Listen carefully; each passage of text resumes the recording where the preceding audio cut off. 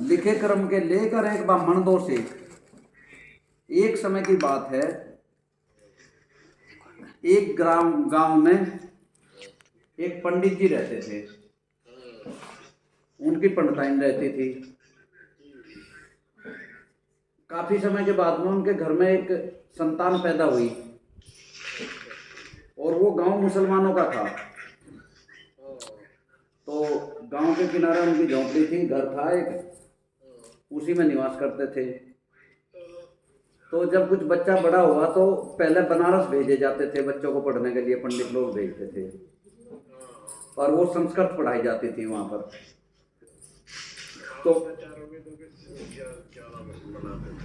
तो उन्होंने, पंडित जी ने बेचारे ने किसी तरीके से वो बच्चा अपना वहां भेज दिया बनारस। वो बनारस पढ़ने चला गया, बच्चा छोटा था उस समय। तो कुछ दिनों के बाद में क्या हुआ, वो पंडित जी गुजर गए। वो पंडिताइन तब तक ठीक ठाक थी बेचारी। उसने क्या काम करा, वो एक से एक बढ़ गई। मतलब इसको मजाक में मत लेना, ये सीरियस बात बता रहा हूं मैं आपको। वो एक से एक के यहाँ घुस गई। कुछ दिनों के बाद में क्या हुआ जी, वो शेख मर गया। वो उसे जीवन यापन करना था बेचारी को, वो दूसरे शेख के यहाँ घुस गई। तो वो दूसरे शेख के यहाँ घुस गई। उसके बाद में क्या हुआ जी, फिर क्या वो पंडिताई मर गई। अब पंडिताई मर गई, कोई बात नहीं, लोग अपना ऐसे ही रहने लगे। वो उन्होंने, मुसलमानों ने दफना दी एक कब्र में। तो जब दफना दी, कोई बात नहीं, समय बीतता चला गया। वो झोपड़ी झांपड़ी घर गुस्सा बट गया उसका वहां से। तो वो लड़का जब पूरी पढ़ाई हो गई, बनारस से वापस आया। और जब बनारस से वापस आया तो उसने अपने गांव में आके देखा, भाई वहां का तो हिसाब किताब चेंज हो गया था। तो उसने कहा, यार यहाँ तो वो रहते थे पंडित जी रहते थे, ढूंढते घूमते रहे इधर उधर, कुछ नहीं हुआ। कुछ समय के बाद में उन्होंने किसी आदमी से पूछा कि भाई साहब सुनो, कि हाँ बताओ भाई। कहने लगे यहाँ पे एक वो पंडित जी रहते थे। कहने लगे, अरे रहते थे, जाने दो उनका, तुम क्यों जिक्र करते हो भैया, छोड़ो, जाओ अपना निकल जाओ, तुम्हें क्या मतलब, वो मर गए भाई। कहने लगे, वो कहाँ मर गए, कैसे मर गए, क्या हो गया। कहने लगे, अजी हमें ज़्यादा जानकारी नहीं, समय बीत गया था उस बात को। तो फिर किसी और से पूछा, उसके बाद में उसने भी नहीं बताया। तीसरे आदमी ने उसको बताया कि जी भाई तुम्हें उससे क्या लेना देना है। कहने लगे, भाई उसकी कहानी मत पूछो। कह के यार बताओ तो, कहाँ कैसे कैसे मर गया, क्या हो गया। कहने लगे, उसकी कहानी मत पूछो। वो क्या था, एक वो पंडित जी थे, एक उनकी पंडिताइन थी, और उनको काफी उम्र के बाद में एक बच्चा पैदा हुआ था।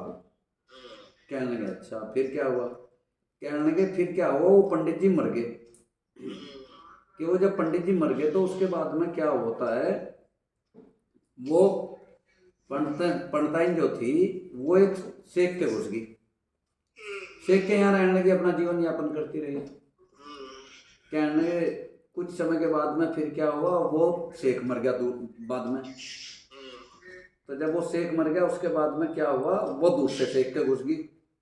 गाली वाली दे रहा था बार बार, भाई वो छिनाल थी, ऐसी थी वैसी थी। कहने लगे, फिर क्या हुआ। कहने लगे, फिर वो पंडिताइन मर गई। कहा फिर क्या हुआ, कि फिर उन्होंने, मुसलमानों ने दफन कर दी वो। कहने लगे, भाई साहब आप ये बता सको कहाँ दफन करी। तो वो भी बिगड़ गया उस पर। कहा, यार तुम इतनी लंबी डिटेल में क्यों जा रहे हो, चक्कर में मत पड़ो, जाओ अपना काम करो। तो फिर वो कब्रिस्तान में गया।